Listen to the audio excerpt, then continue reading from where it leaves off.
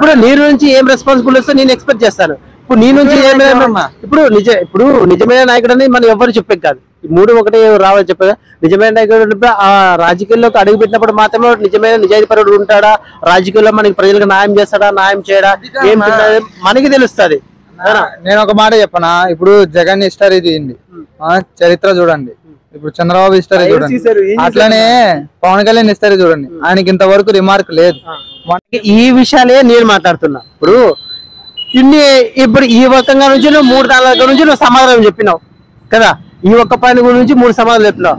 ఆ పాయింట్ వల్ల నువ్వు చెప్పు పవన్ కళ్యాణ్ గురించి ఇంకా హైవ్గా చెప్పొచ్చేమో మేము మాట్లాడు తప్ప ఇప్పుడు ఎవడొస్తే మనకి ఇప్పుడు ఒకటి పరిపాలనలో పక్కాగా ఈసారి టీడీపీ కానీ కొడితే పవన్ కళ్యాణ్ ఒక ఇది వస్తాడు, చరిత్ర మారిపోద్ది, ఆంధ్ర మారిపోద్ది పక్కా.